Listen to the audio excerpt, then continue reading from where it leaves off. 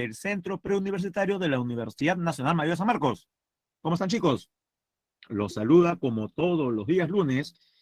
Sí, siempre al pie del cañón, jóvenes, a las 11 en punto de la mañana. Su profesor, Elmer Flores. ¿Qué tal? Espero que hayan tenido un reparador fin de semana para, precisamente a partir de ese descanso, comenzar con fuerza esta semana número 6. Si no me equivoco, este domingo tiene su primera prueba de fuego, ¿correcto? ¿Sí es así o todavía? Así es. Entonces, espero que le vaya de lo mejor, especialmente en las preguntas de geografía y educación cívica. Si usted se desempeña como lo ha estado haciendo y he observado su performance, especialmente los que participan en estas 2 horas, estoy seguro que lo va a hacer de la mejor manera. Y eso implica responder bien todas las preguntas. Pero no está de más siempre repasar, ¿no? Muy bien, jóvenes. Hoy trataremos en el curso de educación de geografía el siguiente tema. Hidrografía se llama el tema. Vamos a ubicarlo a ver, me da un tiempo, por favor. Vamos a ubicar el material.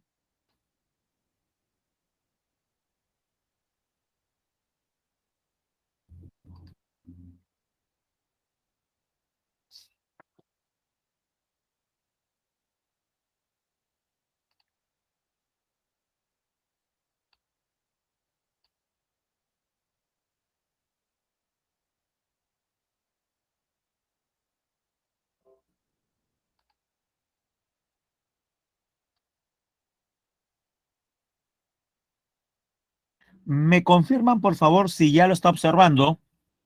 El tema es hidrografía, que veremos al respecto, nociones básicas, vertientes del Perú, mar peruano, corriente peruana, glaciares y su importancia, cuencas y gestión de riesgos. Perfecto, Ángel. Muchas gracias. Bien. Recuerde que en las semanas 3 y 4, temas que vienen para su primer examen, desarrollamos en geografía los temas de geodinámica interna y externa. La geodinámica es aquella parte de las ciencias de la Tierra que estudia las fuerzas, como les dije, tanto endógenas como exógenas, responsables de los diferentes relieves que vemos en la superficie. Las internas son las fuerzas que principalmente construyen relieves. Relieves como cordilleras, montañas, tablazos, escudos continentales, los continentes en sí mismos, las fosas oceánicas, las dorsales, los conos volcánicos, las mesetas, las fallas. Mientras que las fuerzas externas, las exógenas, se encargan fundamentalmente de moldear lo que las primeras construyeron a través de 2 procesos: la meteorización, también llamado intemperismo, y uno más conocido, la erosión, que puede ser fluvial, marina, kárstica, eólica, entre otros. Eso se vio en las semanas 3 y 4. La semana pasada, en la 5, vimos algo similar, pero ya no tanto del punto de vista del origen, sino de los nombres y su ubicación en el Perú. El tema fue geomorfología. La geomorfología es una rama de la geografía física que estudia los relieves. Siguiendo entonces con esa hilación, hoy veremos otra rama de la geografía física que se encarga del estudio de las masas de agua. Por favor, ¿podría escribir en el chat cómo se llama esta disciplina? ¿Cómo se llama esta rama de la geografía física que estudia a las masas de agua?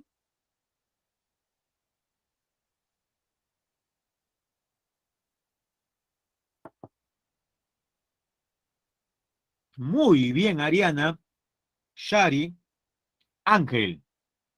Como vemos en el título, se llama hidrografía. Muy buen inicio entonces, ¿ah? Hidrografía. Sigamos avanzando.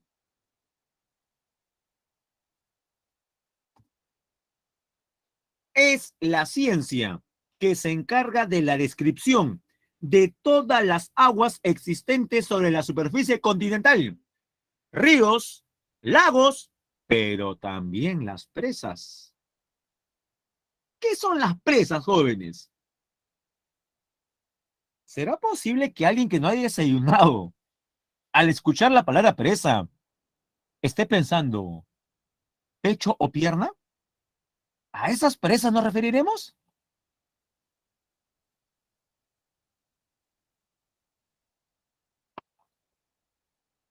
Obviamente no. ¿Recuerda usted cuál es el animal símbolo de Canadá? Castor. Correcto. Ah, pero no se olviden lo que les dije en la semana 1 y les hice recordar en la 2 o en la 3. El mecanismo para interrelacionarnos es vía escrita. Salvo en casos de emergencia, activamos el micrófono. En este caso me pareció puntual que lo haga porque nadie está escribiendo, pero procuremos escribirlo, ¿sí? Bien, claro, el animal símbolo del Canadá es el castor. Y jóvenes, ¿por qué recordamos mucho al castor? ¿Qué hace el castor?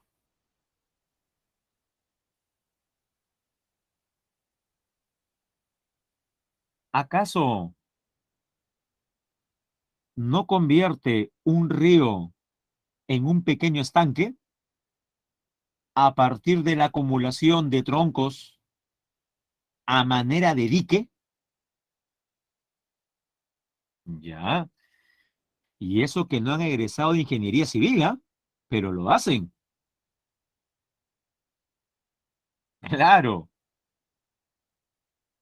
Al grano, jóvenes, ¿los castores acaso no construyen presas? Claro que sí. ¿Qué es una presa o represa? Es un embalse.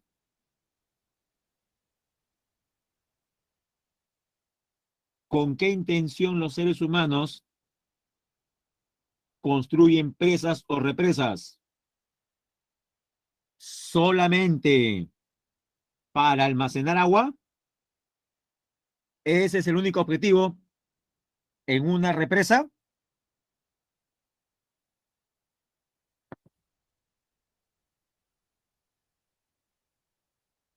Cuando se construye una presa o represa, jóvenes, no se está también controlando la caída de agua. ¿Qué dice?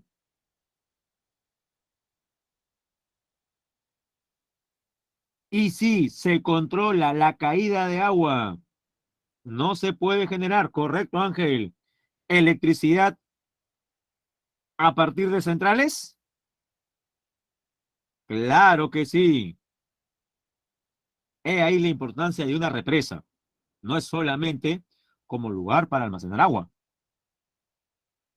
Bien, jóvenes, ahora hablemos acerca de la situación de la hidrosfera. ¿Cuándo vimos esta palabrita? En la semana 1. A ver, sin querer, un repasito. Sin querer, ¿ah? Semana 1. El geosistema presenta entidades y subsistemas. ¿Cuántas entidades identificamos en el geosistema?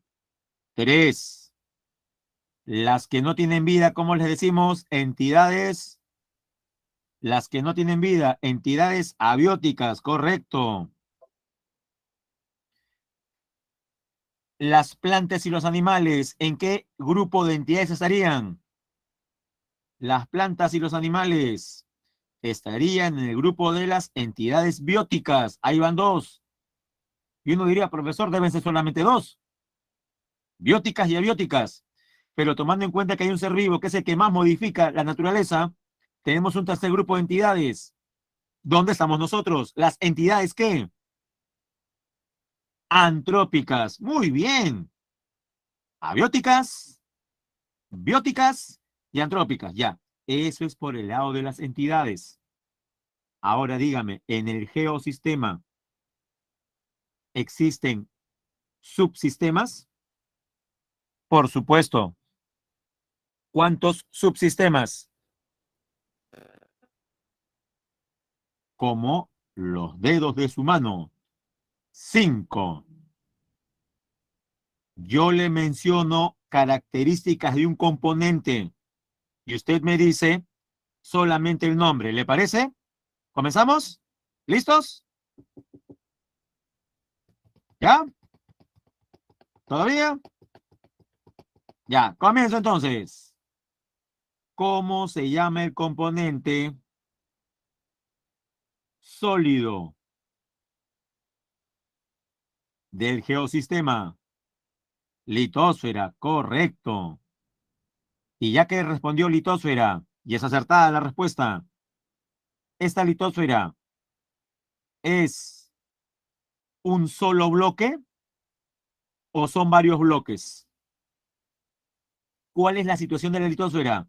Son varios bloques, bloques que flotan sobre la astenosfera. ¿Cómo se llama cada bloque de litósfera? En algunas partes chocan, en otras se separan. Correcto, Ángel. Son las placas tectónicas. Los diferentes bloques de la corteza se denominan placas tectónicas. Ya está. Sigo preguntando. ¿Y cómo se llama el componente gaseoso? Tema que veremos la próxima semana. El componente gaseoso, la capa gaseosa, la atmósfera. Muy bien. Ya van dos. ¿Cómo se llama el componente conformado por los seres vivos? Por los bosques, por la fauna, la biosfera. Van tres. ¿Y el del ser humano? ¿Qué nombre tiene? La esfera del ser humano. La sociosfera, que en algunos textos también se puede denominar antropósfera, pero lo dejamos en lo primero. Sociosfera. Van cuatro. Faltaría el quinto. ¿Cuál es el quinto? La suma de todas las masas de agua. La hidrosfera o hidrosfera, como le llaman los españoles. Y dígame, en la hidrosfera, ¿la mayor parte de las aguas son saladas o dulces? La mayor parte de las aguas del mundo son saladas. ¿Es eso una buena noticia para la humanidad? Que el 97% de las aguas mundiales sean saladas. No es una buena noticia. ¿Por qué no es una buena noticia? Porque nosotros, los seres humanos, para nuestro funcionamiento fisiológico, requerimos para nuestra supervivencia del agua dulce. Pero le diré que el 3%, que es agua dulce, sigue siendo un porcentaje muy importante. ¿Cuál es el problema? Que todo el 3% se puede tomar fácilmente. La totalidad del 3% restante se puede consumir. No. ¿Por qué? La respuesta la tiene ahí. El 69% de ese 3%, ¿por qué no se puede tomar? Porque se encuentra en estado sólido. Y peor aún, producto del cambio climático, se está derritiendo. O sea, nuestras fuentes futuras de agua dulce están desapareciendo, jóvenes. Ahora, ¿cuánto le falta a 69 para hacer 100? ¿Cuánto le falta a 69 para hacer 100? Le falta 31. Dígame, ¿podemos afirmar que la totalidad del 31% restante se puede tomar fácilmente? Muchos dirían, profe, por supuesto, porque eso sí es agua líquida. Y el agua líquida se toma directo. Ya hay un problema, no tanto por el estado del agua, sino por su ubicación. En el 31% que nos quedaba, partimos en dos, 30 y aparte 1%. Ese 30%, jóvenes, ¿qué problema nos presenta? ¿Dónde están ubicadas esas aguas? Ese 30% en los mantos freáticos. ¿Qué implica ello? ¿En la superficie o en el subsuelo? Son aguas subterráneas. Y usted pensará, profesor, pero ¿cuál es el problema? Escarbo 20 centímetros y sale el agua, tipo geyser. Es así, jóvenes. El agua subterránea se encuentra solamente a 20 centímetros, rascando el suelo con nuestras propias manos. ¿O con chapita? No, jóvenes. Con chapita no. Ya, profe, está bien. Con pico y lampa. Si tiene suerte de repente. Jóvenes, sacar agua subterránea, ¿acaso no implica una inversión? Realizar una gran perforación de 30, 40, 50, 60 metros.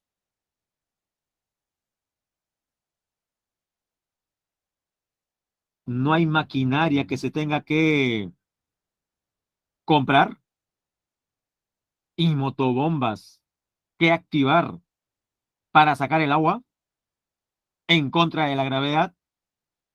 Jóvenes, lo que trato de decirles es lo siguiente. Ya está bien, sacamos agua subterránea. ¿Implica o no un gran costo sacar esa agua dulce? Y dígame, un privado va a invertir fuertes sumas en sacar el agua dulce del subsuelo para venderla a 1 metro cúbico a 8 soles. Le saldrá cuenta a cualquier empresa con todo lo que ha gastado vender el metro cúbico de agua a 8 soles. Obviamente no. Profesor, ¿y a cuánto lo vendría? Bueno, la empresa puede cobrar lo que crea conveniente, pero 8 soles no. ¿Cuánto, profe? 100 soles, 150, 200 soles, o quien quiera pagarlo. Entonces, por ese lado, mucha gente podría ver peligrar su subsistencia con el agua con precios tan altos. Entonces, jóvenes, ¿qué nos queda mirar? A las aguas de fácil acceso. Dígame, ¿qué porcentaje representan las aguas dulces de fácil acceso? Solamente el 1%. Pero cuidado, ¿es el 1% de toda la hidrosfera? ¿Es el 1% de toda la hidrosfera? No, es el 1% del 3%. A ver, jóvenes, rapidísimo, ¿cuánto es el 1% del 3%? Los leo.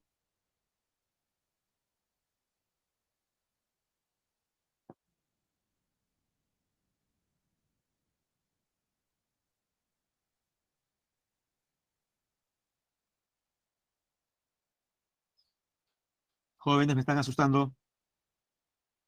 1% del 3%. ¿Ya salió? ¿Difícil?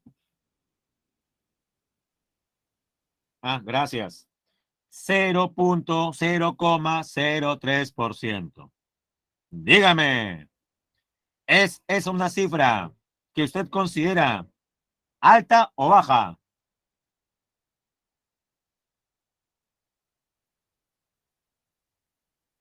El 1% del 3%. Es bajísima. Con esa cifra, ¿corre o no peligro la humanidad en el mediano plazo de no poder atender a la necesidad básica de tomar agua dulce? Así es, jóvenes. Estamos en un gran problema. Pero, ¿y dónde cree usted que este problema será todavía mucho más dramático?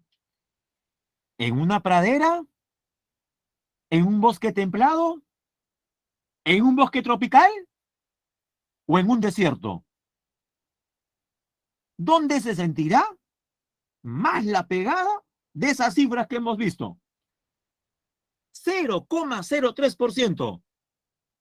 Claro, profesor, en un desierto. Y alguien dirá por ahí, profe, de la que nos salvamos. Menos mal que Lima no está en un desierto. Y dígame, ¿realmente es así? ¿Dónde está Lima? Con casi 10 millones de personas. El tema lo vimos la semana pasada. ¿No estamos en una franja desértica que va desde Tumbes hasta Tacna? ¿Está o no Lima ubicada en un desierto? Entonces, de por sí la cifra que hemos visto es terrible. Y es peor la situación para gente que vive en un desierto. Entonces, sígame en el razonamiento. ¿No deberían personas que vivan en una ciudad ubicada en pleno desierto ser las que tengan mayor conciencia sobre la responsabilidad de gestionar el recurso hídrico?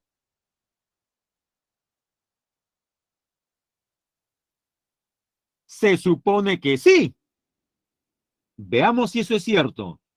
A ver, ¿conoce usted aquí en Lima la segunda ciudad más grande del mundo ubicada en un desierto? A personas que malgasten el agua regando su jardín con manguera durante 2 horas, como si fuera un arrozal. Olvidarse que había que cerrar el caño, despertarse en la tarde y decir, ups, bueno, se mojó y punto. ¿No es acaso una cachetada a la pobreza y a la naturaleza malgastar el agua de esa manera? Ahí va una. Otra.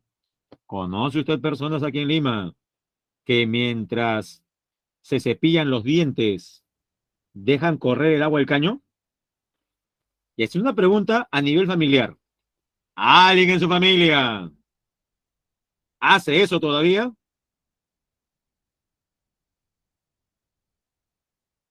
¿Qué cosa, profe? La mala costumbre de, mientras uno se cepilla los dientes, dejar que el caño siga abierto. Como nadie escribe, asumo que la respuesta es no. Qué bien por usted. Ah, no los ve cuando se cepillan. Ah, bueno. Rosario, sí, ahí está, ¿ve? Muy bien, Rosario. Y siga discutiendo hasta que el salvaje en su casa deje de hacer eso. Discúlpeme por mi palabra, pero no sé qué otra cosa decir al respecto. Porque me imagino que ustedes la primera vez fue con cariño. Hermanito, hermanita, abuelito, abuelita, papá, mamá.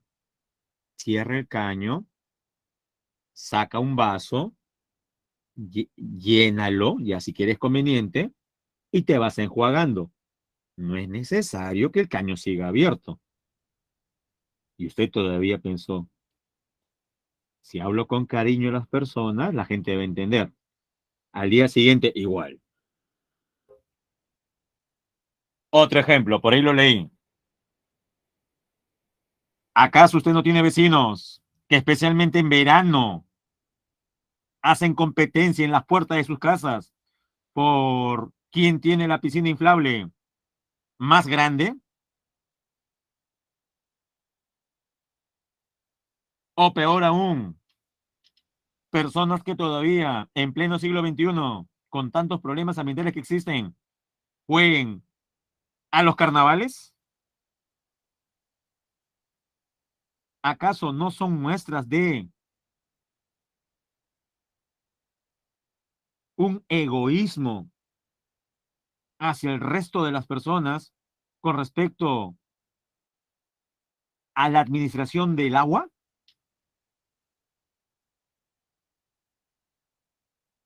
Una más. Y esto sí es personal, ¿ah? A ver cómo le va. ¿Cuánto tiempo usted le dedica al baño corporal, al duchazo? ¿Será usted de esas personas que están más de media hora bajo la ducha y encima cantando, creyendo que con media hora van a estar más limpios y al final salen más arrugados que una pasita?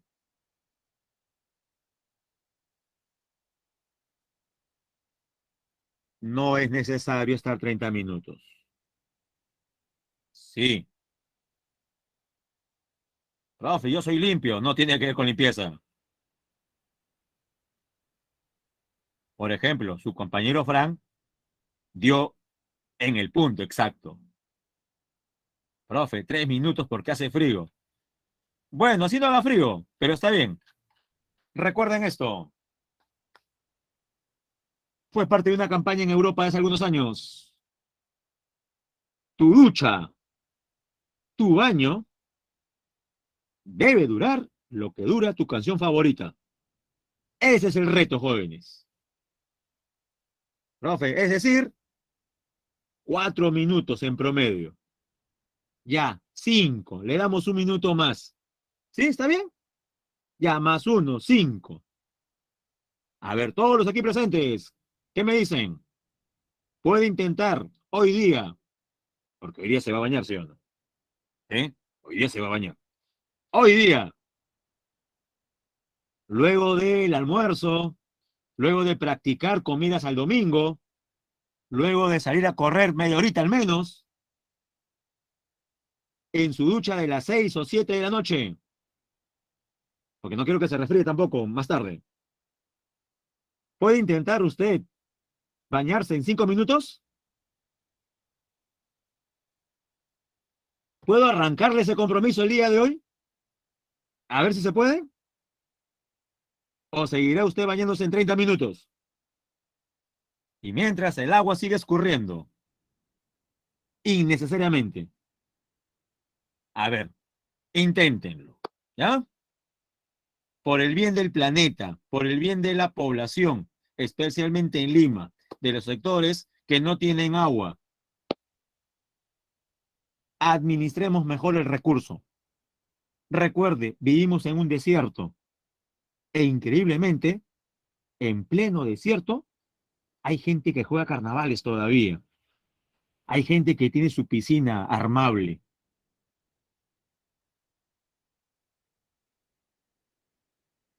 Bueno, yo he hablado acerca de lo que dura una canción promedio. No sé quién es Carmina Burana. Espero que no sea una de las cantantes urbanas que por ahí pululan. Pero bueno, yo asumo que Andrea tiene buenos gustos, pero independientemente del cantante, que dure 4 o 5 minutos. A no ser que alguien por aquí me diga, profesor, pero usted ha dicho mi canción favorita y a mí me gustan canciones de Led Zeppelin que duran 9 minutos. Bueno, ya, algunas excepciones entonces, ¿ya? Pero 5 minutos nomás. Ah, por si acaso, no vale colocar mixa. Profe, mi canción favorita es un mix que dure 1 hora. No, eso no se pasen, pues. ¿Ya? Tienen que ser canciones individuales. No va a poner, pues, en YouTube, viejitos pero calientes, ¿no? Esos que ponen sus padres en Año Nuevo para votar a la gente. No, no, eso no. Son como 3 horas. Mucho. Bueno, jóvenes. Más allá de lo de lo anecdótico. Ojalá, mira, con que una persona lo intente ya es suficiente. No, si no, siga con su vida y siga malgastando el agua. Bueno, recuerda que vivimos en un desierto y al final todos pagaremos los platos rotos. Algo hay que hacer, se puede, se puede. Acciones individuales primero y luego las colectivas y ya a nivel ya como por ahí alguien escribió de, por ejemplo, de Nilsson nos dice, ¿no? Profe, ¿y las empresas cómo pueden disminuir su uso de agua? Esto también es importante, porque yo estoy hablando aquí como decía yo, de intenciones individuales. Sí, pero las empresas consumen más agua, tiene razón de Nilsson.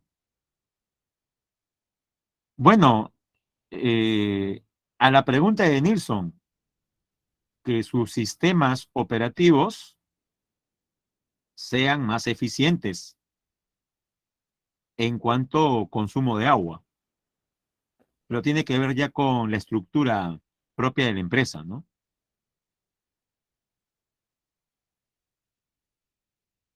Bien, prosigamos. Ahora definamos qué es una vertiente. Conjunto de unidades hidrográficas cuyos ríos drenan a un punto en común o que desembocan en un mismo mar y en ocasiones en un mismo lago.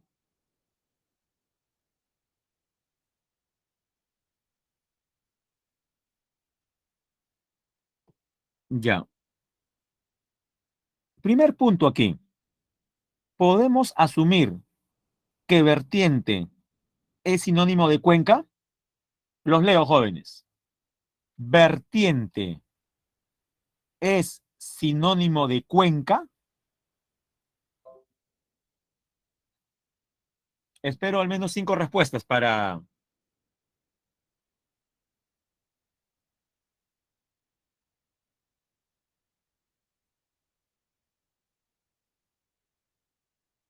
Ya, en términos hidrográficos no es lo mismo.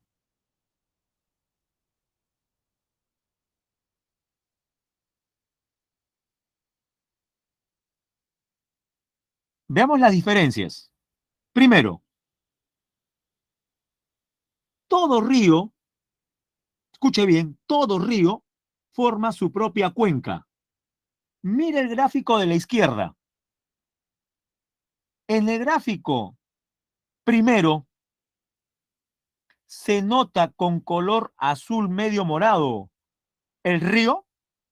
Dígame primero si identifica el río.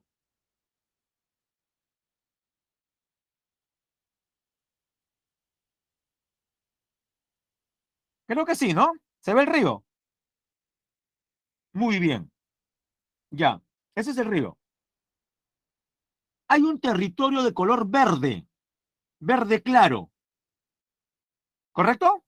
Delimitado, ¿sí? ¿Lo notan?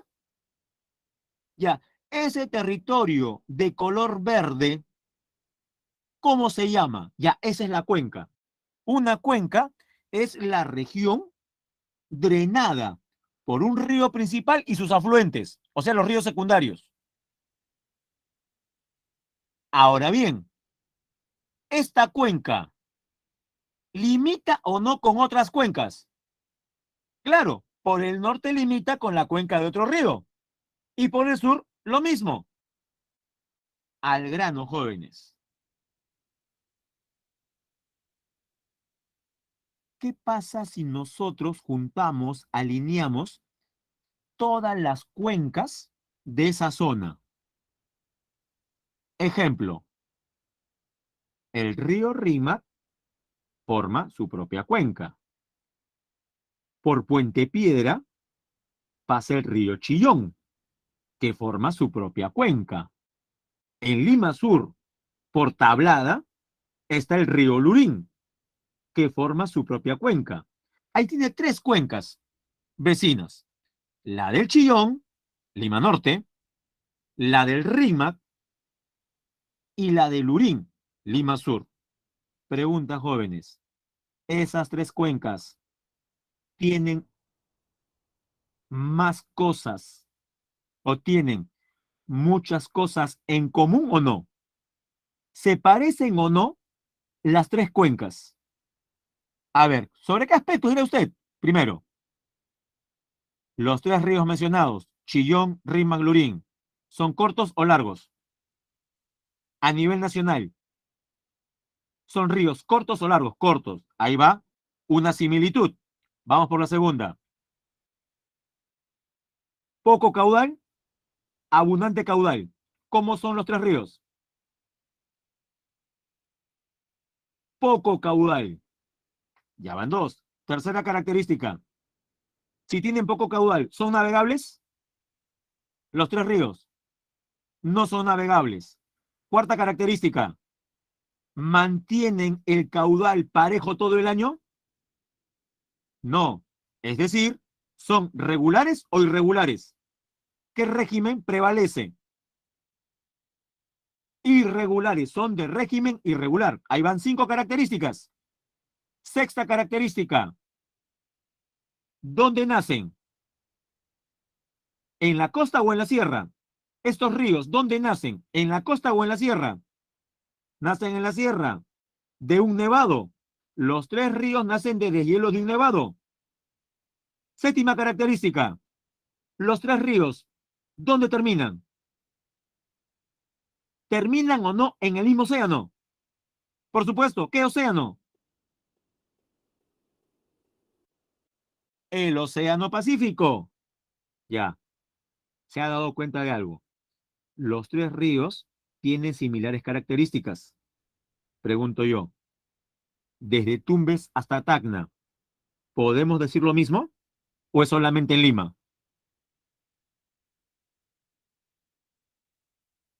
Este parecido, estas similitudes, ¿se presentan solamente aquí en Lima Metropolitana o también se cumple para ríos que están en Ancash, La Libertad, Lambayeque, Piura, Tumbes, Ica, Arequipa, Moquegua y Tacna? Correcto, Ángel. Va desde Tumbes, comenzando con el río Zarumilla y termina en Tacna con el río Caplina. Entonces, cuento todos los ríos. ¿Cuántos son? Más de 60. Si son más de 60 ríos, implica más de 60 cuencas, ¿correcto? Si está entendido, dígame sí o dígame no. Si son más de 60 ríos, implica que también hay más de 60 cuencas. Ahora dígame, ¿estas más de 60 cuencas se parecen o no se parecen? Longitud, régimen, caudal, navegabilidad, nacimiento, desembocadura. Si se parecen, ahora sí, jóvenes, presta atención. Entonces, como las más de 60 cuencas son muy parecidas, ¿podría yo agruparlas en una macrocuenca? ¿Podría yo agrupar a todas estas cuencas en una macrocuenca? Por supuesto. Jóvenes, le estoy dando un pase para cada gol sin arquero. ¿Cómo se llama la macrocuenca? En una palabra. Muy bien, Ángel. Muy bien, Ariana. Eso es una vertiente. Ya está. Y de guachita todavía, ¿no? Ya, eso es una vertiente. Si usted lee nuevamente, dirá, uy, ¿verdad, profesor? No había captado. A ver, leamos juntos. Vertiente hidrográfica. Conjunto de unidades hidrográficas, profe, pero dice unidades hidrográficas, o sea, la región formada por cada río. En otras palabras, jóvenes, ¿con qué palabra podríamos reemplazar unidades hidrográficas? Facilita. Cuencas. Correcto, cuencas. ¿Que es una vertiente? Es un conjunto de cuencas. Ya está. ¿Y cómo llamarle a esta macrocuenca? Sencillo, como el océano donde terminan. Por eso se llama vertiente del Pacífico. Ya sabe por qué se llama así. Ríos de la vertiente del Pacífico. Pero la mayor parte del Perú tiene ríos que no terminan en el Pacífico, sino que culminan en el río Amazonas. Por esa razón, ¿cómo se llama la otra gran vertiente? La más extensa del Perú. Vertiente del Amazonas. Sencillo, van dos. Y en la parte sur del Perú Puno. Los ríos no terminan ni en el Pacífico ni en el Amazonas, sino en el lago más grande del país, en el lago Titicaca. Por esa razón se denomina vertiente del Titicaca. Así se configura hidrográficamente en nuestro país, jóvenes. Se divide en tres vertientes: del Pacífico, del Amazonas y del Titicaca. Y especialmente entre las vertientes del Pacífico y del Amazonas, ¿cuál será el accidente que sirva de frontera? ¿Cuál será el relieve que sirva de límite entre una y otra región? La cordillera de los Andes. Pero como vimos la semana pasada, la cordillera de los Andes tiene tres ramales: la occidental, la oriental y la subandina. ¿Recuerda? ¿Recuerda eso, jóvenes? Por supuesto. Cordillera occidental, oriental y subandina. ¿Cuál de las tres es la que usaremos como referencia para partir el Perú en vertientes? Le doy dos opciones: la occidental o la oriental, porque la subandina tiene montañas pequeñas. Ya, no lo olvide, la más importante es la que alberga a los tres montes más altos del Perú. Ahí está el Huascarán, el Yerupajá y el Coropuna, los tres montes más altos del Perú. O sea, la occidental. Correcto, Milagros. La occidental. Muy bien, Ángel Rosario. La occidental. Esa es la referencia. Bueno, jóvenes, para terminar, ¿qué es un río? Es una corriente natural de agua continua que desemboca en otra similar, en un lago o en el mar. Terminología sobre ríos: naciente, cauce, caudal, curso, régimen, desembocadura. Voy a mencionar, voy a mencionar la definición de una de las partes y usted a partir de ella me dirá la palabra correcta. ¿Le parece? Comienzo. Es la variación del caudal del río. Respuesta: es la variación del caudal. Puede ser regular o irregular.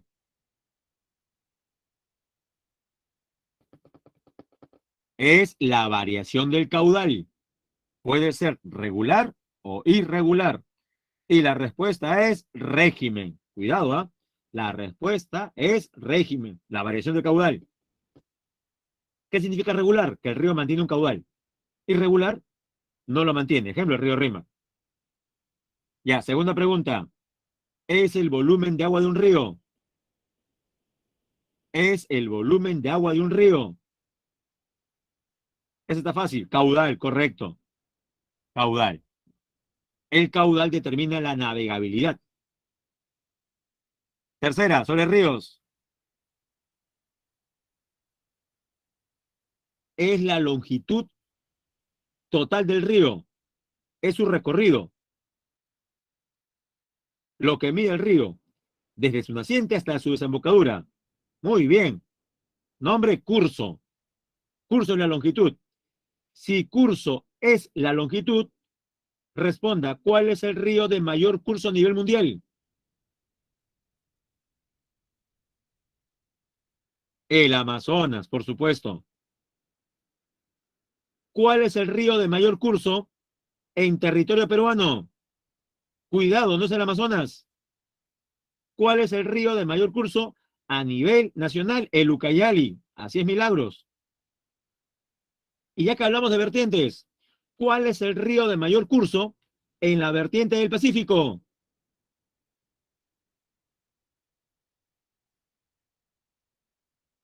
¿Cuál es? No es el Santa. El Santa es el más caudaloso y el segundo más largo. No es el Santa. A ver quién se recuerda. ¿Cuál es el río de mayor curso en la vertiente del Pacífico? Nace en Puno, recorre Moquegua, pero desemboca en Arequipa. Así es, Matías.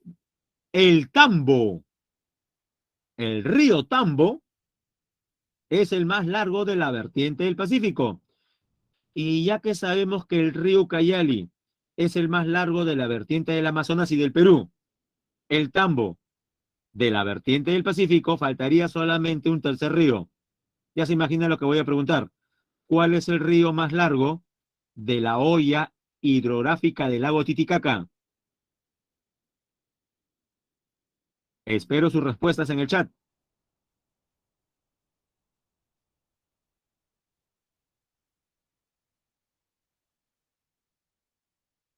¿Nadie? Muy bien, Carmen. Apunten, ¿ah? El Ramis, el río de mayor curso en la hoya del lago Titicaca, es el río Ramis. Ya completo entonces. El río también tiene naciente. ¿Qué es la naciente? El lugar de origen. Desembocadura, el lugar final, donde drena sus aguas, en el mar. Y el cauce es la cavidad por donde pasan las aguas del río.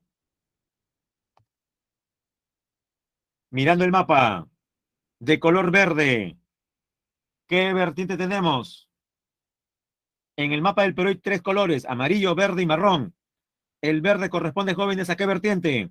Es la más extensa del país. Abarca el 75% del territorio nacional. Esa es la vertiente del Amazonas. Ahora dígame, de color amarillo, desde Tumbes hasta Tacna, como puede ver, el color amarillo corresponde a qué vertiente. Ahí está la capital Lima. Esa es la vertiente del Pacífico. Muy bien, Ángel. Y la última, de color marrón, la menos extensa de las tres, abarca la mayor parte del territorio de Puno. Sus ríos drenan hacia el lago navegable más alto del mundo. ¿Cómo se llama la tercera vertiente, jóvenes? Correcto, la vertiente del lago Titicaca. Muy bien, Ángel, Rosario, Carmen.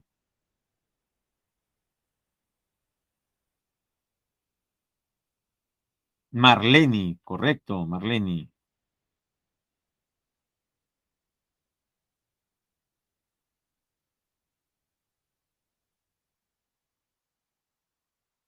Sigamos. Ah, no olvide, la vertiente del Amazonas está conformada por 84 cuencas, la del Pacífico, 62 y la del Titicaca, 13.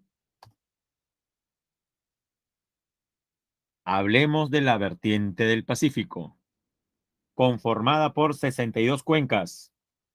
Representa el 21,8% del territorio nacional, pero solamente el 2,18%, redondeando 2%. Quiero que se dé cuenta de algo.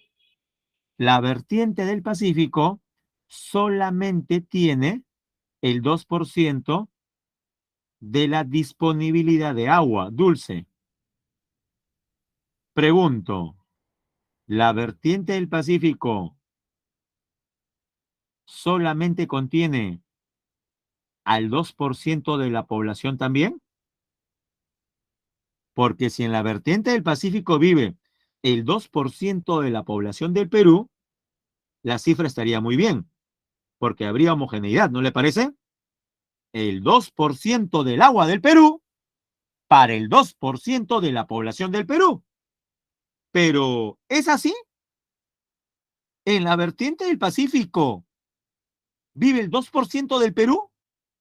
No, jóvenes, vive más del 60% del Perú, porque es Lima y las ciudades de la costa, e incluso algunos de la sierra flanco occidental, como Arequipa. Entonces, ¿hay o no un gran desajuste en la disponibilidad de agua? ¿Qué dice? Se nota claramente. Vive más gente donde falta agua. Veamos el cuadro. Características. Origen de los ríos de la vertiente del Pacífico. Glacio, nibio pluvial, o sea, a partir de glaciares nevados y lluvias. Naciente, cordillera occidental. Cuenca, ya. La mayor parte de los ríos de la vertiente del Pacífico, como indica el nombre, desembocan en el mar. Por eso decimos que son de cuenca exorreica. De cuenca exorreica. Ahora dígame, ¿podemos afirmar que todos los ríos de la vertiente del Pacífico desembocan en el mar? No. ¿Por qué? Porque existen algunos casos donde el río ya no llega. ¿Qué pasó?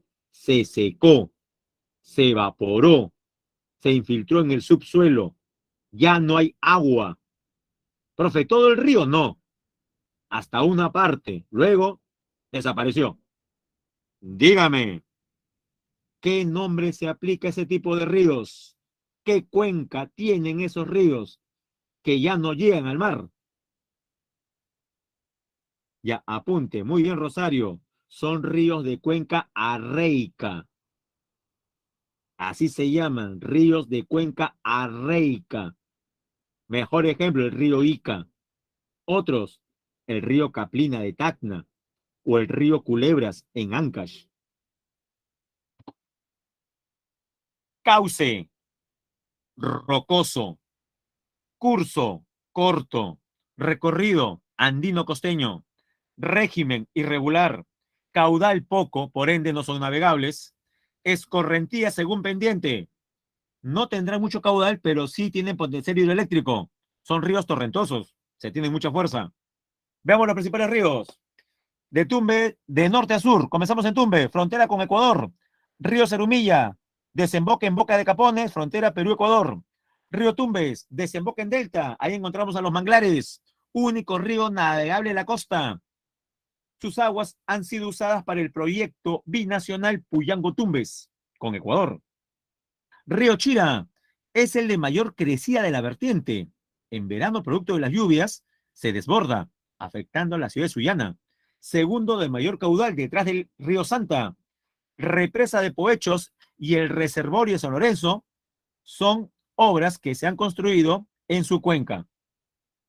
La represa de Poechos es la más grande del Perú. Río Chancay en Lambayeque, gran producción de arroz y caña. Se divide en la costa en tres ramales. El canal de Taimi, que viene en la época Moche, el río Lambayeque y al sur el río Reque. En su cuenca se ha construido el reservorio de Tinajones. Siguiente río, Jequetepeque. ¿Le suena, por supuesto? Principal productor de arroz en su valle, el valle más arrocero del país. En su cuenca se ha construido el reservorio de Gallitos Ciegos, es en la parte alta. Río Santa posee la segunda cuenca más extensa, porque la primera la tiene el Majes. Es el de mayor volumen, o sea, el más caudaloso. Forma el Callejón de Huaylas, que es un valle interandino, y al romper la Corriera Negra forma el Cañón del Pato, donde funciona una hidroeléctrica del mismo nombre. Sus aguas son utilizadas en dos proyectos de irrigación de pampas, en La Libertad Chaymochic y en Ancash Chinecas. Y ya jóvenes, para irnos a receso, vertiente del Pacífico, río Rímac, principales afluentes, el Santa Eulalia y el Blanco, es la cuenca de mayor población. Acá está la capital Lima. Si tiene aguas todavía, es gracias al proyecto o al trasvase Marca Pomacocha, que no es otra cosa sino que llevar agua de la cuenca del Mantaro hacia la del Rímac. Tenemos la represa Yuracmayo, que está en la foto, y las hidroeléctricas de Huinco, Huampaní, Moyopampa. Es el río que tiene, es el río con la cuenca con mayores hidroeléctricas. Río Ica, nace en la meseta de Castrovirreina, esto es sierra, condición arreica, y sus aguas existen todavía gracias al sistema de Choclococha. Río Coña forma el cañón del Cotahuasi en Arequipa, el más profundo de la tierra. El río Majes posee la mayor cuenca colectora, forma el cañón del Colca. Tenemos la represa de Condoroma. El río Chili pasa por la Ciudad Blanca. Tenemos construcciones como la presa Aguada Blanca y la central Charcán y Quinto. El penúltimo joven, el río Tambo, es el más largo de la vertiente del Pacífico. Y el último, jóvenes, el río Caplina. Solo lleva aguas en su sector andino. Jóvenes, dígalo, para irnos al receso. Si el río Caplina solamente lleva aguas en su sector andino, es decir, en la costa ya no hay agua, ¿Es un río de qué tipo de condición? El Caplina. ¿Qué tipo de cuenca posee el río Caplina? Ya no lo olvide. Es de condición arreica. Bien, jóvenes, nos vamos a receso. Regresamos a las 12:10. Tenemos 14 minutos. Los dejo con esta diapositiva.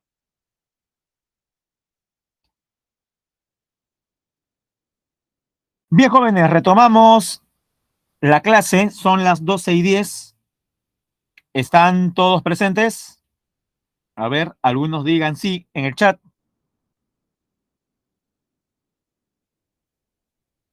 Ya. Muy bien, Ariana. Ahí está, como siempre. Entonces, proseguimos. Vertiente del Amazonas. Esta primera cifra que se menciona es con respecto al área total en América del Sur. 7.352.112 kilómetros cuadrados, lo que la convierte en la mayor del mundo. Abarca los territorios de Brasil, Perú, Colombia, Bolivia, Ecuador, Venezuela, Guyana y Surinam. Características de los ríos de la vertiente del Amazonas. Origen: glacio, nibio, pluvial y lacustre. O sea, los ríos nacen a partir de glaciares, nevados, las lluvias y lagunas. Naciente: nudos de Pasco y Vilcanota. Cuenca: exorreica, dado que el colector principal, que es el Amazonas, desemboca en el Océano Atlántico. Cauce: rocoso y arenoso. Curso: largo recorrido. Recorrido: andino y amazónico. Régimen: regular, dado el clima tropical. Si bien es cierto, hay variaciones entre verano e invierno, mantiene un caudal importante. Caudal abundante, lo cual implica una buena navegabilidad, especialmente en su curso inferior. Y sobre la escorrentía, según pendiente, torrentosa en su curso superior, formando pongos, y navegables en su curso medio e inferior.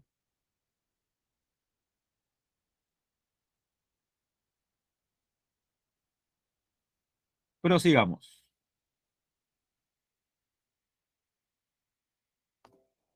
Ahora sí vamos a hablar de la vertiente del Amazonas en el Perú. Vertiente del Amazonas en el Perú. Esta vertiente, la del Amazonas en el Perú, representa el 74,5% del territorio nacional y el 97,8% del total de las aguas nacionales, con 84 cuencas agrupadas en 6 unidades hidrográficas. ¿Cuáles son estas 6 unidades hidrográficas?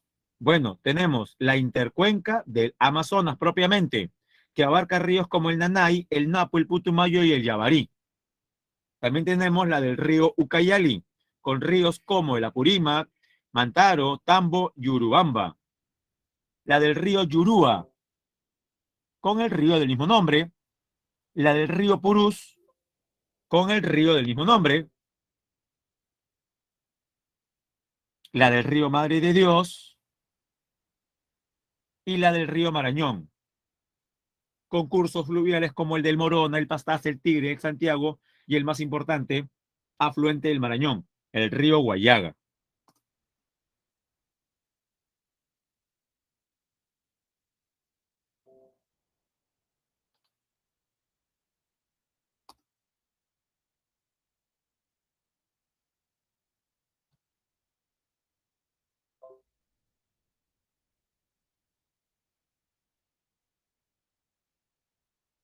Bien, sobre el origen del río Amazonas. El río Amazonas tiene como naciente más remota la quebrada de Apacheta, en las faldas del Nevado Quehuisha, cordillera de Chila, provincia de Cayoma, región Arequipa. El nombre Amazonas lo adquiere ya en Loreto, pero desde su naciente en Arequipa adquiere diferentes denominaciones como Yoqueta, Chayamayo, Hornillos y Monigote. que son nombres poco conocidos. Ya en la parte más baja se le denomina, por ejemplo, Apurímac. Este río Apurímac se une con el río Mantaro y forman su confluencia el río N. Ya como río N se une con el río Perené y desde la confluencia el río se denomina Tambo. El Tambo a su vez se une con el río Urubamba que viene del Cusco y juntos forman el río Ucayali, el río de mayor curso a nivel nacional. Y ya en Loreto, el Ucayali confluye con el río Marañón y desde allí, en la localidad de Nauta, se denomina Amazonas.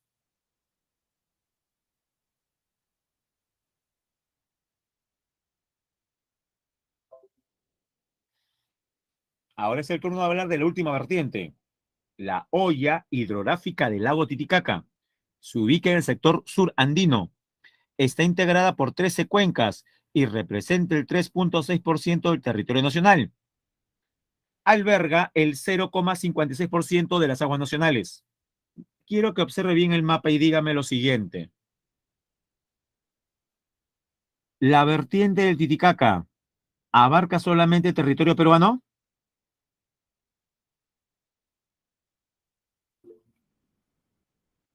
No. Mire bien, ¿cuántos países abarca en total? Afine bien la vista. Muy bien, Ángel. Tres. Perú, Bolivia, pero también sectores orientales de qué país? La sierra más alta de qué tercer país? De, de Chile. Claro, ya dije Perú, Bolivia, que se nota claramente, pero también las partes orientales más altas de Chile, casi la frontera con Bolivia. Y dígame, en la olla del Titicaca solamente se encuentra como gran lago el Titicaca. En esta vertiente solamente tenemos como gran lago al Titicaca. Mire bien la imagen. ¿Acaso en la parte sur del lago Titicaca no se origina un río que va hacia el sur? Y no es cualquier río, es un río que desagua al lago Titicaca. Si es un río que drena, que retira las aguas del lago Titicaca, estamos ante un tipo de río que le doy dos opciones: un río afluente o efluente.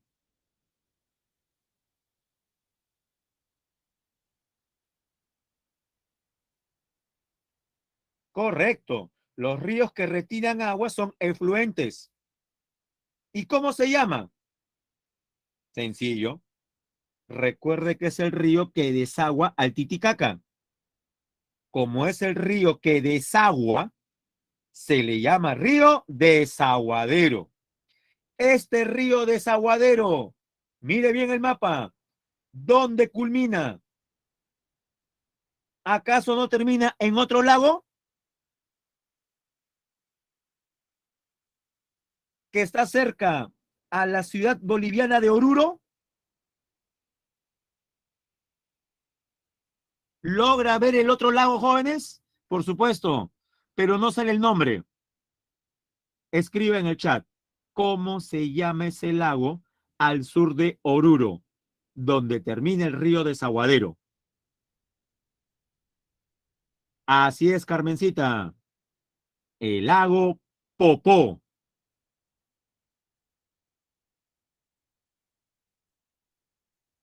Ahora les voy a pedir que googleen y busquen imágenes sobre el lago Popó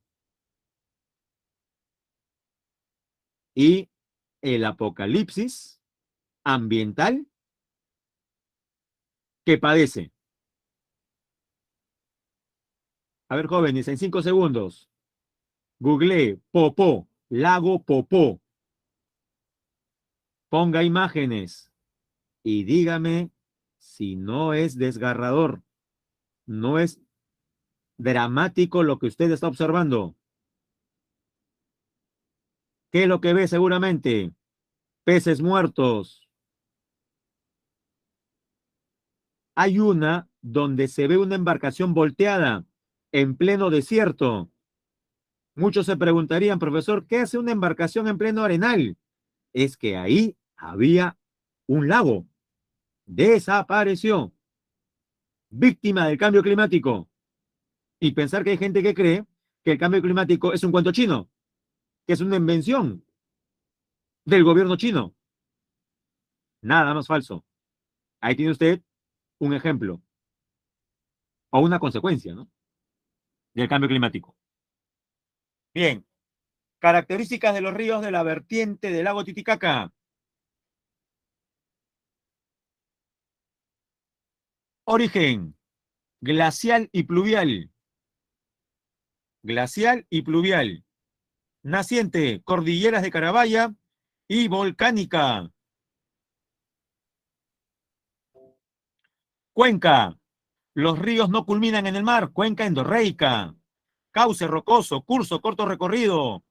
Régimen irregular, recorrido netamente andinos, caudal poco caudal, no son navegables y escorrentía según pendiente. Son ríos torrentosos, especialmente en su naciente.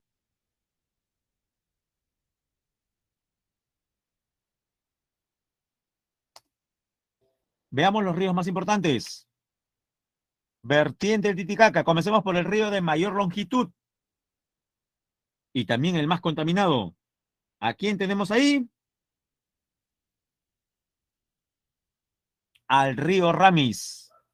Nace en el Nevado de Ananea con el nombre de Río Grande. Es el más extenso de la vertiente. Siguiente río, Coata. Como puede ver en el mapa, se forma de la confluencia de los ríos Lampa y Cabanillas. Abastece de agua a la ciudad de Juliaca. Tercer río, Ilave en la parte sur. Segundo de cuenca más extensa y de menor pluviosidad. Por el norte del lago Titicaca desemboca el río Huancané. También por el sector noreste, el río Suches, río que nace en una laguna que lleva el mismo nombre. Límite natural entre Perú y Bolivia, aunque desemboca en la parte boliviana. Río Desaguadero, único efluente, límite con Bolivia y desemboca en un lago, bueno, ya desaparecido, el lago Popó.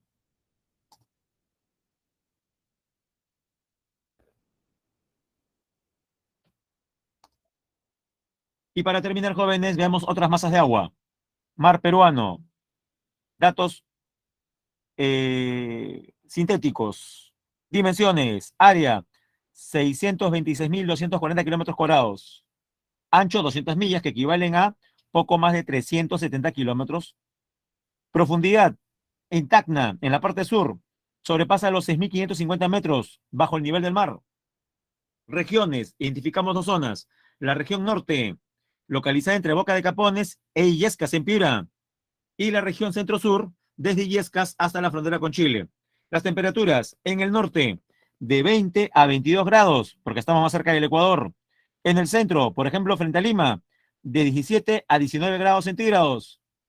En el sur, de 13 a 14 grados centígrados. Color, en el norte, dada la baja producción de fitoplancton, es azul plomizo. Y en el centro y sur, verdoso, por la abundancia de fitoplancton. La salinidad está entre 33.2 y 35.6 unidades por salinidad. Sistemas de corrientes del mar peruano. Dos son las principales corrientes. La corriente que transporta aguas frías, sus aguas vienen desde Chile. La corriente peruana, también llamada corriente de Humboldt, presenta dos ramales. La corriente costera peruana, que está pegada a la costa, como indica el nombre, y una que está más hacia el océano, que se llama corriente oceánica peruana. En el mapa usted puede ver los dos colores. El color verde es la corriente costera y el color rojo, la corriente oceánica peruana. En el norte tenemos la corriente del Niño, que es un sector de la contracorriente ecuatorial, transporta aguas cálidas y fluye de norte a sur entre diciembre y marzo. ¿Cuál es la razón principal de por qué las aguas frente a la costa centro y sur son frías? Por el fenómeno de afloramiento. No lo olvide. Aguas profundas afloran a la superficie, reemplazando a las que estaban tibias. Es responsable, por ejemplo, de la gran riqueza de nuestro mar. Y para terminar, e ir con las preguntas, los glaciares en el Perú y su importancia. Veamos el tercer párrafo. Perú tiene 3.044 glaciares que almacenan 56.15 kilómetros cúbicos de hielo. Contribuyen al escurrimiento superficial de las cuencas. Las tres cordilleras más grandes que mantienen el 75% del volumen de hielo almacenado son la Cordillera Blanca, 43%, la Cordillera de Vilcanota, 24%, y la de Ampato, 8%.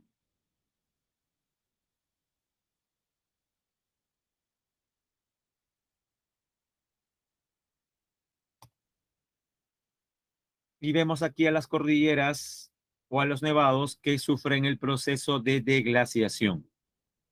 Se menciona el año en el que podrían estar desapareciendo. Terrible, ¿no? Por ejemplo, la de Chile, el año pasado prácticamente de 2021.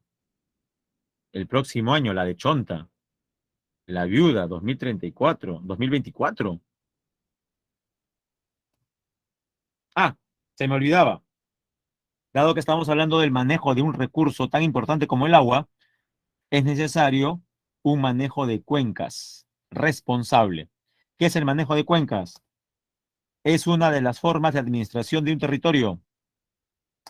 ¿Qué implica el manejo de cuencas? Planificar el desarrollo con una visión integral de la cuenca, tomar medidas para conservar o restituir la cobertura vegetal, evitar la contaminación. Objetivo, el uso racional y sostenible de los recursos naturales, como el suelo, el bosque y el agua. ¿Qué es la gestión de riesgos?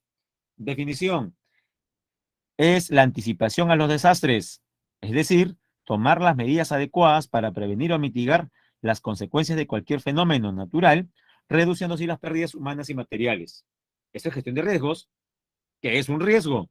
Es la probabilidad de ocurrencia de efectos adversos sobre el medio natural y humano. ¿Y cuáles son las principales acciones que se pueden realizar para mitigar los desastres en una cuenca? Por ejemplo, ordenar el territorio, definir las zonas no habitables, reubicar las viviendas, estabilizar las laderas, construir presas reguladoras y limpiar y descolmatar el cauce de los ríos.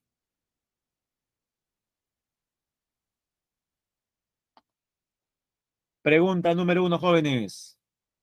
El mar peruano es un escenario de gran diversidad física y biológica.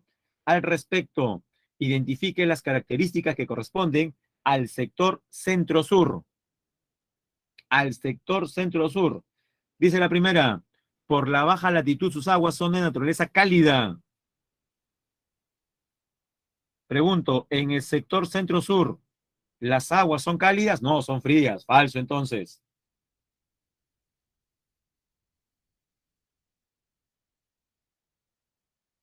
Dos, el afloramiento es inexistente frente a las costas de Mollendo. Esto es en Arequipa, falso.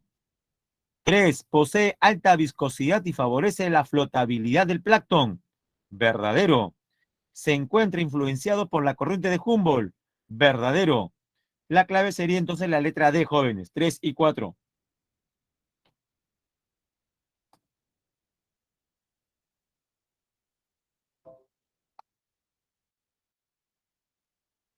Segundo ejercicio. La gestión integrada de recursos hídricos demanda la atención de factores naturales y humanos que intervienen durante el ciclo natural del agua en las cuencas hidrográficas. ¿Cuáles de las siguientes acciones corresponden a un adecuado manejo de estas unidades territoriales? A ver, la primera, reubicar a la población que reside en los márgenes de los ríos. ¿Qué dice? ¿Verdadero o falso, jóvenes? ¿Es esta una acción que corresponda a un manejo adecuado de recursos naturales? Por supuesto, reubicar a la población. 2, emprender la reforestación de los bosques de galería, verdadero. Incinerar pajonales, falso. Fomentar el pastoreo, falso. Eso más bien contribuye a la pérdida de estabilidad del suelo. Entonces sería la clave A, 1 y 2. 3, relacione correctamente río con obra. En la cuenca del Rima, ¿qué tenemos? La represa de Yuracmayo. En la cuenca del río Chancay-Lambayeque, el reservorio de Tinajones. En la cuenca del río Chile, en Arequipa, la represa de Aguada Blanca. Y en la cuenca del río Jequetepeque, el río de mayor producción de arroz, el reservorio de Gallito Ciego. ¿Cuál es entonces la clave? Una que diga 1C, 2D, 3A y 4B. ¿Hay clave, jóvenes? Por supuesto, la A.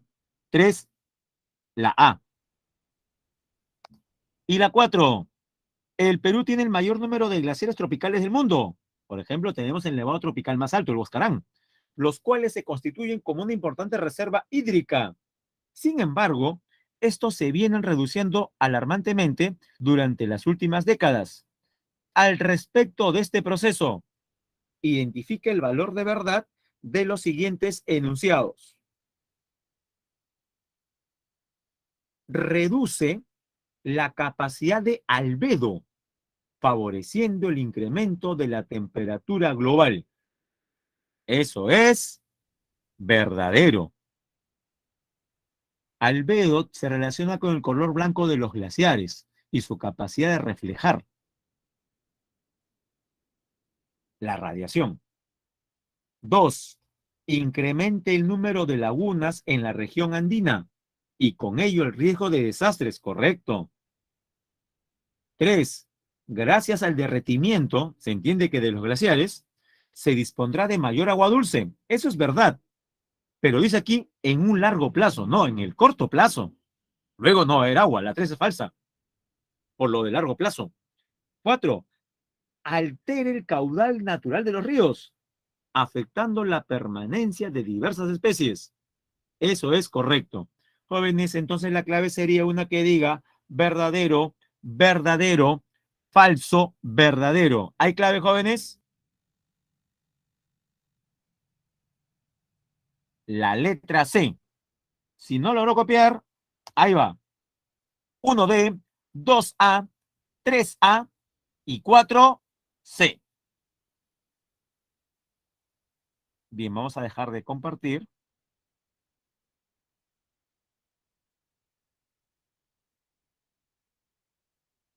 Y ahora presentaremos el PPT correspondiente a Educación Cívica.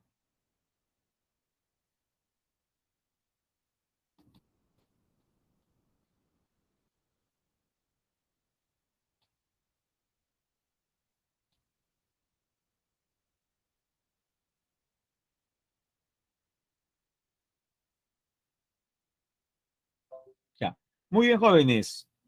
Un gran favor, me confirman si se está observando la diapositiva titulada La convivencia democrática y la cultura de paz, los problemas de convivencia en el Perú, discriminación, corrupción y delincuencia. Perfecto, muchas gracias. Entonces, vayamos directamente a la definición de convivencia democrática.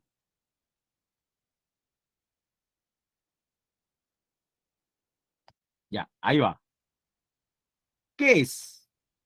Consiste en vivir en armonía con el que piensa distinto o que tiene diferente cultura, etnia, idioma, religión, respetando sus derechos.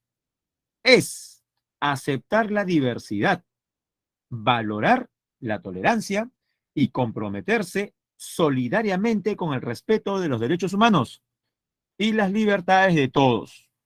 Y las libertades de todos. Jóvenes, en otras palabras, la convivencia democrática debería ser una aspiración que se proponga, por ejemplo, la sociedad en el Perú? Desde luego que sí, pero tomando en cuenta la forma como usted sabe que nos tratamos los peruanos, ¿cree que estamos cerca de conseguir la ansiada convivencia social? Que por, que por si acaso no implica que no hayan desacuerdos. Los desacuerdos van a existir siempre, sino que es, a pesar de los desacuerdos, respetar los derechos de las otras personas. Porque jóvenes, qué fácil es convivir con alguien que es como uno, que cree en el mismo Dios, tiene la misma orientación política, tiene la misma opinión sobre el aborto, sobre la eutanasia, correcto, sobre diferentes puntos de la vida. Lo más fácil del mundo es ser tolerante con alguien que piensa igual. Es más, no se estaría siendo tolerante. La prueba de fuego es cuando nos encontramos con gente que piensa distinto y no deberíamos recurrir a la violencia, ni verbal, ni mucho menos física. Sigamos.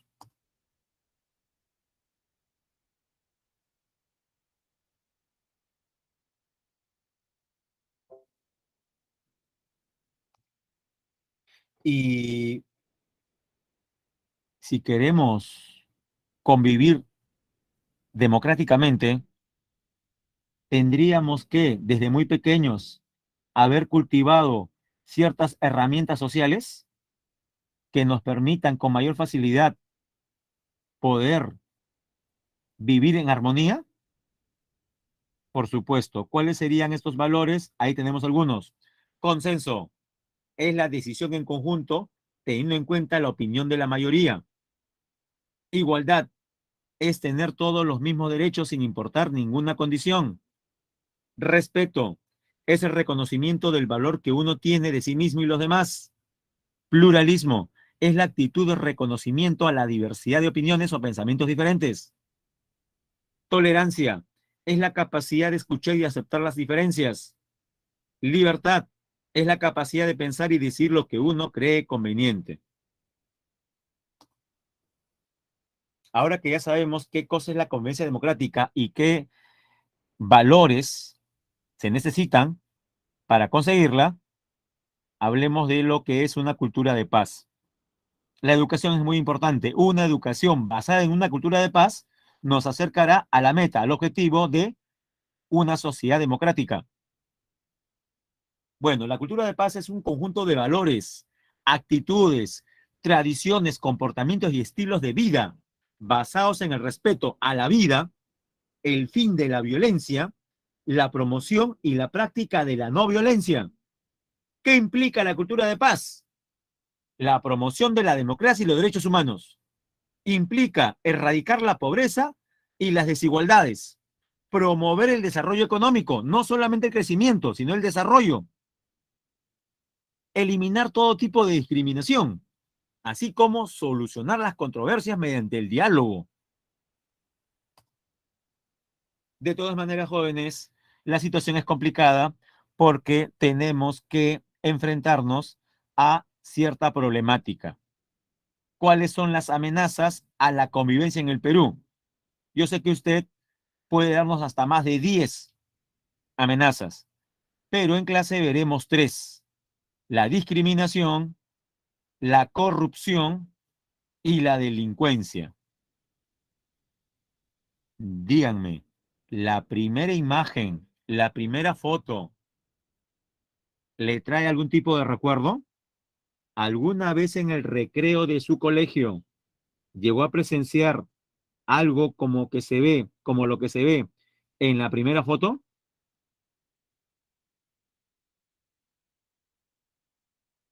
Creo que todos alguna vez hemos sido testigos de cómo un grupo de personas, de alumnos, seguramente llevados pues por mala información, acosaba a un compañero ya sea por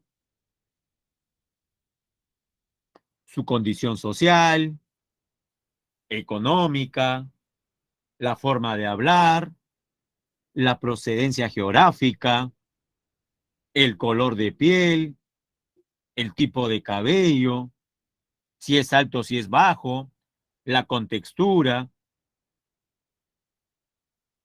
es lo que comúnmente se conoce como bullying, ¿no? Lo que se puede apreciar en la primera foto. También hablaremos de la corrupción y la delincuencia. Comenzamos con la discriminación.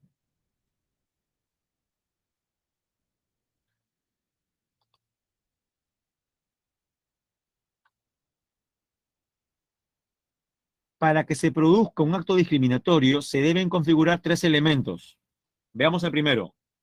Trato diferenciado e injustificado que se ejerce sobre una persona o grupo. Dos, que se base en un motivo prohibido, como cuáles: color de la piel, origen, grupo étnico, sexo, idioma, religión, opinión, filiación política, discapacidad, enfermedad, orientación sexual, identidad de género, condición económica, social o de cualquier otra índole. Y tercero, que se produzca la anulación o menoscabo en el reconocimiento, ejercicio y o goce de un derecho. Si se dan esos tres elementos, estamos ante el delito de discriminación. Sí, jóvenes, la discriminación es un delito y como delito, pregunto yo, ¿estará tipificado en el Código Penal? ¿Qué cree usted? Por supuesto. O sea, quien discrimina, ¿es o no un delincuente? Quien discrimina, ¿es o no un delincuente? Lo es. La gran pregunta es, ¿y la mayor parte de los discriminadores son llevados a la justicia? ¿Alguna vez usted en la calle, en el bus, en el mercado, o por qué no, en la casa a veces también, ha escuchado frases discriminatorias hacia una persona o grupo social?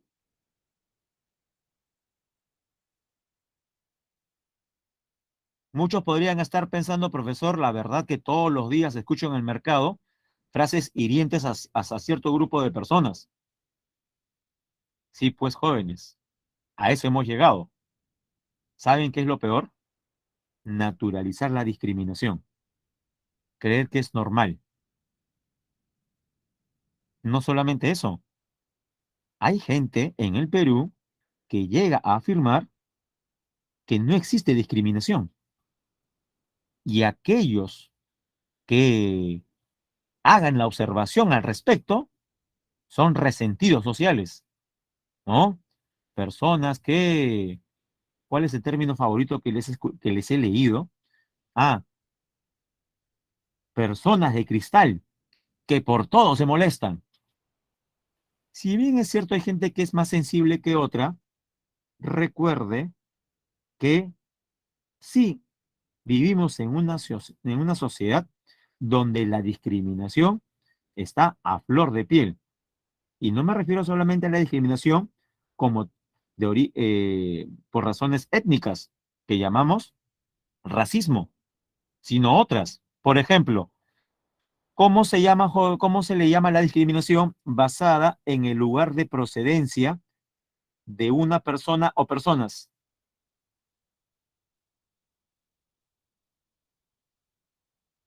¿Cómo se denomina ese tipo de discriminación? Discriminamos a una persona por el lugar de donde viene.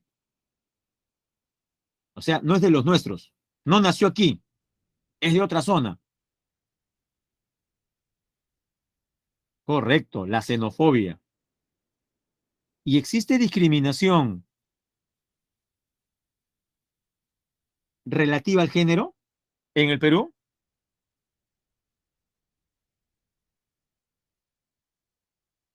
¿Sufren discriminación las mujeres?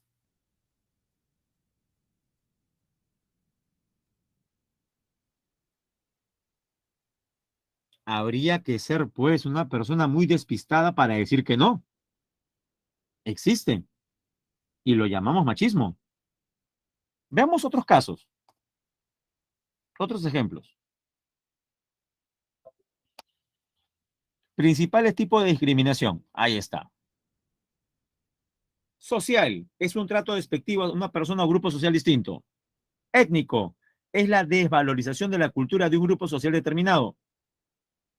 Laboral es el trato de inferioridad o maltrato por motivos ajenos a su desempeño laboral.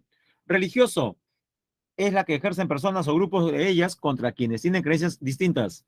Ideológico es contra aquellas personas que tienen una creencia ideológica diferente. Nacionalidad, la xenofobia que usted mencionaba, contra personas que no son originarias del lugar donde residen. Discapacidad es toda distinción, exclusión o restricción por motivo de discapacidad. Orientación sexual, la famosa homofobia, es toda distinción, exclusión, restricción o preferencia basada en la orientación sexual o identidad de género que anula o menoscaba la igualdad o protección de la ley. Bien, pasemos al siguiente problema. Díganme, jóvenes, cuando usted ha estudiado la historia del Perú, tanto en el siglo XIX, XX y lo que va del XXI, ¿han sido numerosos los casos de corrupción en la historia republicana de nuestro país? Bueno, jóvenes, sobre el tema, nuestra historia es una enciclopedia abierta sobre la corrupción. En el siglo XIX, ¿dónde terminó todos los ingresos por el guano y el salitre? ¿Acaso se invirtió en mejorar la educación de la mayor parte de la población? Ese periodo conocido como la prosperidad falaz. ¿Por qué Jorge Basadre le llamó así? Falaz. Porque el dinero terminó en los bolsillos de los gobernantes, de los funcionarios. Ya no hablemos de los casos de corrupción de los últimos años. Jóvenes, qué triste. ¿Cuál es la situación de los últimos expresidentes del Perú y posiblemente el actual? A ver, recordemos algunos expresidentes. Uno por ahí, arresto domiciliario. El otro en Estados Unidos, esperamos su extradición. Un tercero, pasó a mejor vida. Un cuarto, esperando juicio también. Mire la situación de los expresidentes. Corrupción es el mal uso del poder público o el incumplimiento de los principios del buen gobierno. Tiene como propósito el obtener ventajas o beneficios indebidos para quien actúa o para terceros en perjuicio del bienestar general. Genera restricciones para el ejercicio de los derechos fundamentales. ¿Qué factores explican la corrupción? La ambición, la codicia, la falta de valores, la escasa conciencia social, el desconocimiento de lo legal e ilegal, la baja autoestima, la impunidad en los actos de corrupción, la falta de transparencia. Afecta la corrupción, por supuesto, la gobernabilidad, la confianza en las instituciones, los derechos de las personas. Principales tipos de corrupción, también conocido como coima, cohecho o soborno. Se configuran dos tipos, pasivo y activo. ¿Cuándo estamos ante cohecho pasivo? Cuando la persona que incurre en este delito es un funcionario servidor que acepta o recibe, solicita o condiciona su actuar a la entrega o promesa de donativo o ventaja de parte de un ciudadano. ¿Y quién comete cohecho activo? El que corrompe. Incurre en el delito de cohecho activo aquel que ofrece, da o promete a un funcionario o servidor público donativo, promesa, ventaja o beneficio. Ahí vemos una noticia desde Trujillo que dice, detienen a 2 policías por cobrar presuntamente una coima de 200 soles. Bueno, si finalmente se demuestra que estos policías incurrieron en el delito, bueno, tendrían que ser procesados ante el fuero penal respectivo. Segundo tipo de corrupción, peculado. Peculado viene de peculio. Se aplica cuando el funcionario o servidor se apropia, utiliza, en cualquier forma, para sí o para otro, dinero o bienes que se le hayan confiado por razón de su cargo. Ahí tenemos una noticia que viene desde Tacna. Detienen a militar y civil por presunto peculado de uso de cargador frontal. Maquinaria había sido cedida al ejército, pero fue encontrada mientras brindaba servicios a terceros. Es decir, a un funcionario le corresponde administrar algún bien y en vez de darle el uso que corresponde, lo utilizan para otro tipo de cosas. Un ejemplo muy claro. Supongamos que yo fuera alcalde, jóvenes. Pregunto, como alcalde de un distrito del Perú, ¿me corresponde a mí la administración de los bienes de esa municipalidad?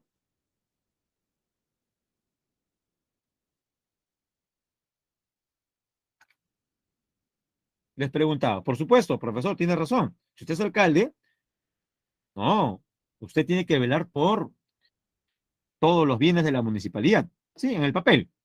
Ya. Uno de los bienes es la camioneta de la municipalidad. Se supone que la camioneta debería ser usada solamente para fines de la municipalidad. ¿Qué pasaría si yo como alcalde decido utilizar la camioneta para que mi familia se vaya a Chosica de paseo? Pregunto yo, ¿habré incurrido en el delito de peculado?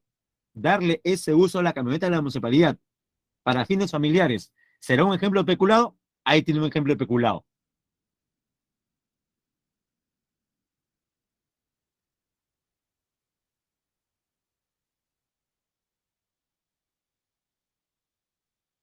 Prosigamos.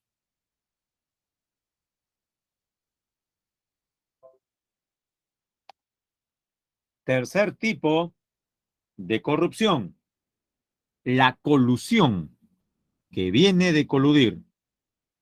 Y dígame, ¿a quién observa en la foto?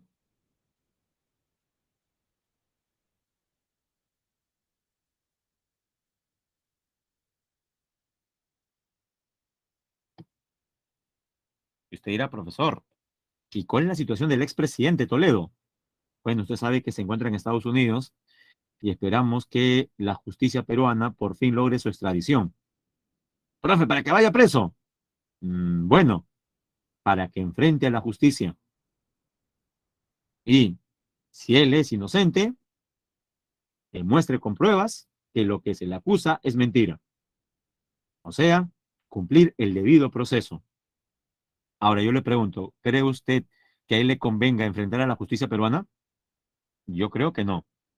Ahora, ¿por qué aparece Toledo en este ejemplo?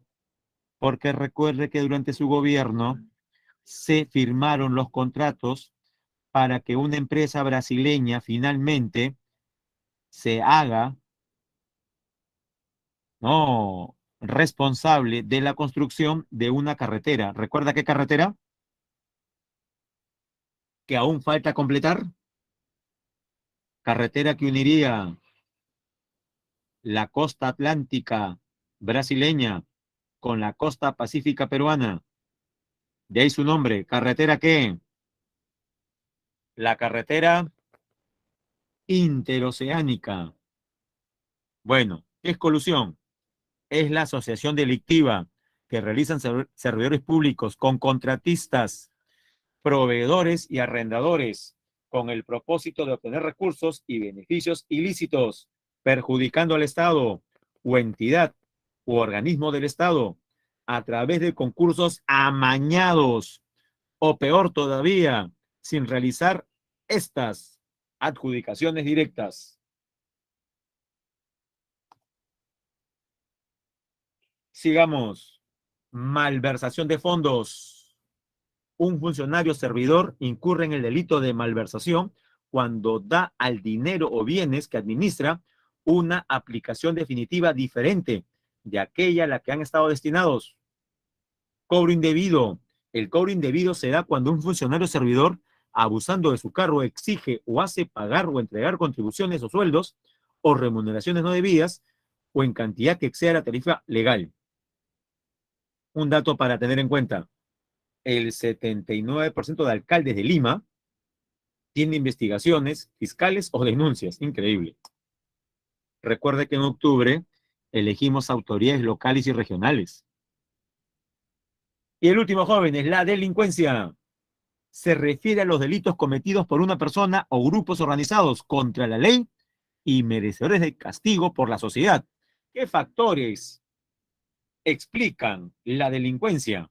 La exclusión social, la ausencia de valores, la pobreza, las desigualdades socioeconómicas, la disfunción en la familia, el desempleo, la deserción escolar, entre otros.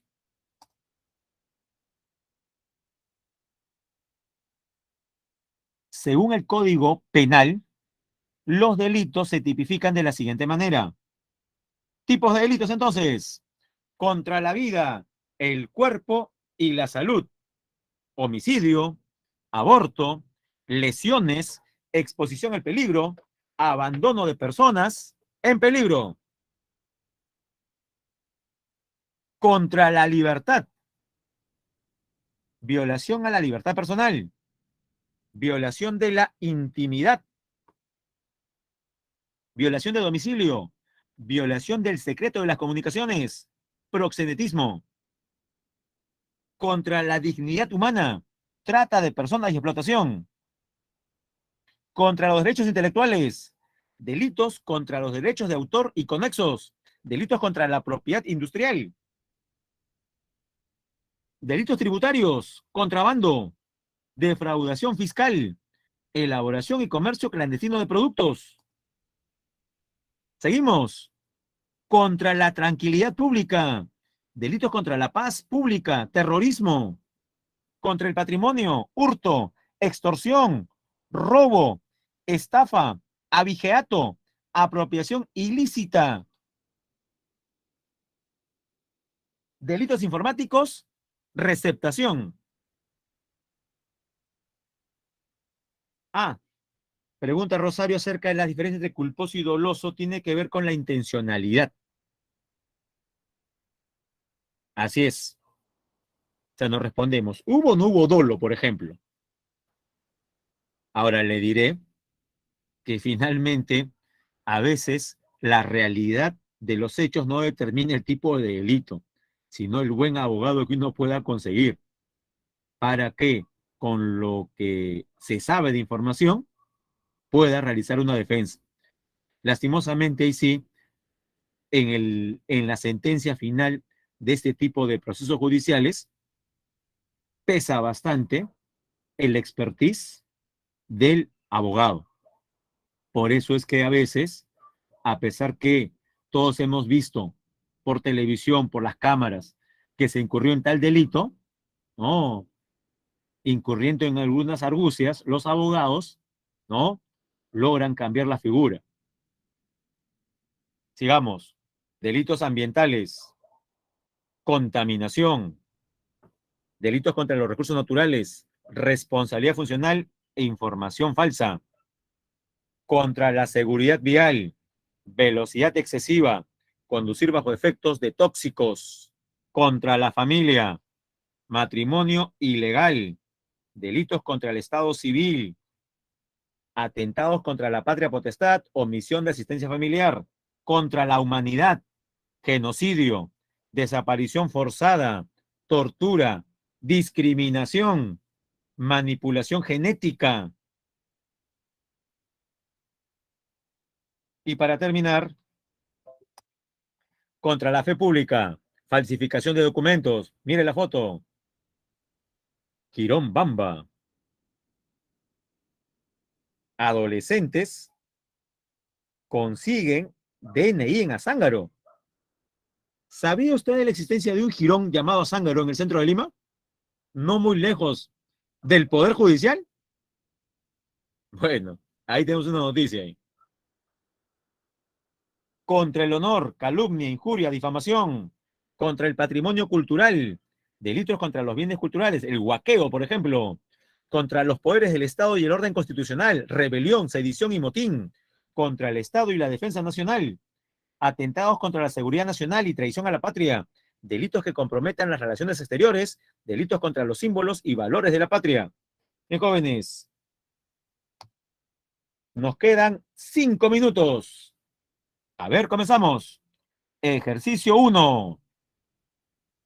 Teniendo en cuenta la definición de cultura de paz, identifique los enunciados que se relacionen con las medidas que permitan alcanzar su consecución.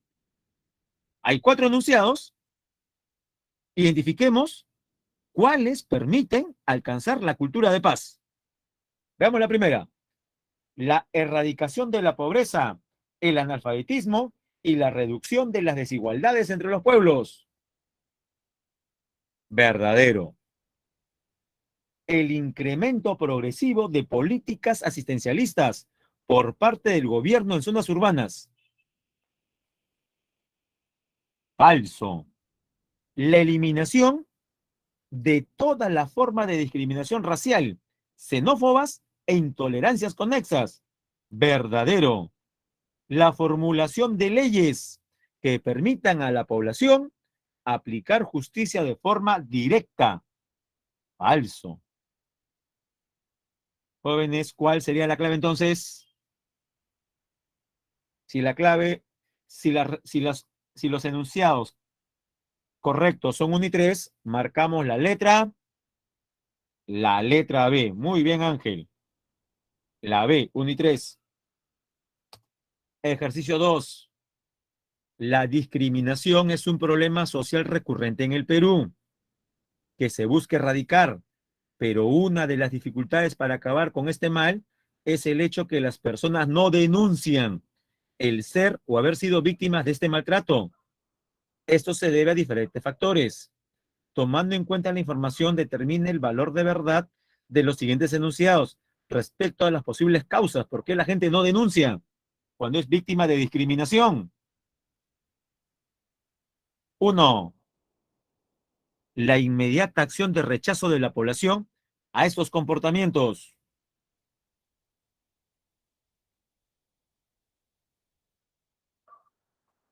La negación y normalización de actos, frases o palabras racistas.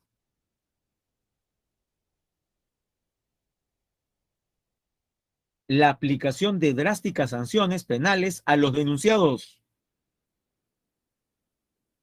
El desconocimiento de los agraviados sobre los mecanismos de denuncia. Ya, de los 4 denunciados jóvenes, ¿cuáles se relacionan con el hecho de que la gente no denuncie? Y la clave correcta es la letra D. Falso, verdadero, falso, verdadero. Usted dirá, profesor, ¿y la primera por qué es falsa? Porque jóvenes, cuando hay discriminación, ocurre lo que dice en la 1, hay un rechazo unánime por parte de la población a estos comportamientos. ¿Realmente esa es la reacción de la mayor parte de las personas?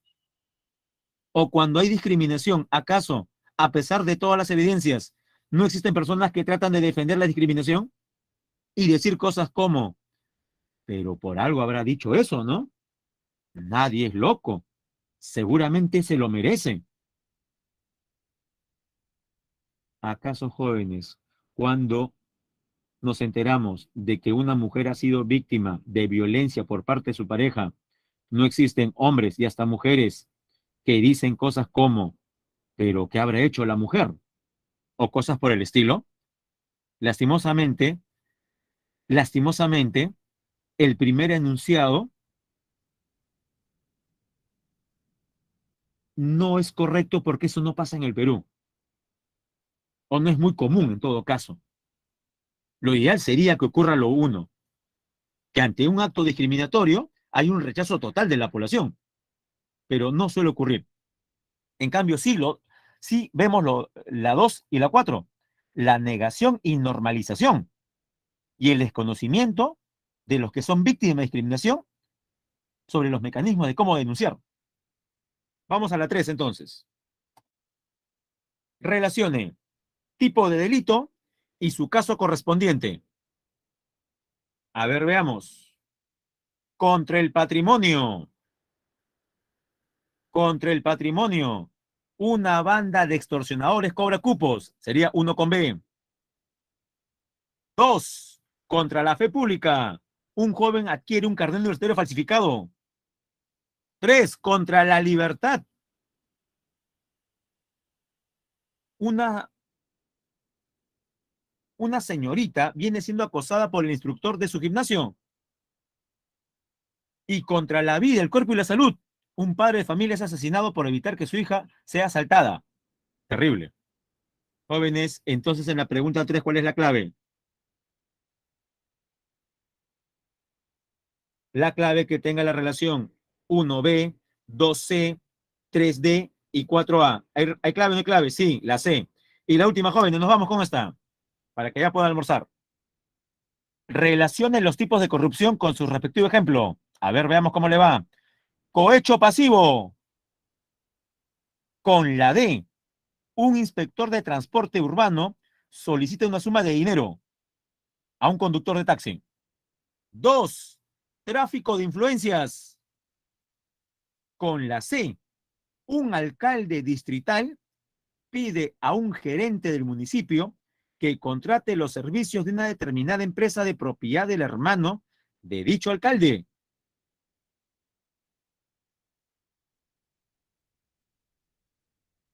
3. Malversación de fondos.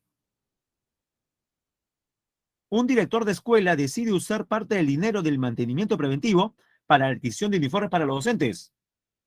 Y 4. Peculado. Un funcionario de un viceministerio usa diariamente el vehículo oficial a su cargo para el traslado de su familia. Jóvenes, ¿hay clave? Por supuesto. 4, ¿qué marcamos? Y en la pregunta 4, la clave es la letra B. Si alguien no logró copiar, ahí están las claves. 1B, 2B, 3C y 4B. Y jóvenes, voy a dejar de compartir. Ya está. Y nos vemos la próxima semana, siempre a las 11 en punto de la mañana. Muchas gracias por su participación. Nos vemos en 7 días. Cuídense, jóvenes. Saludos fraternos. Chau.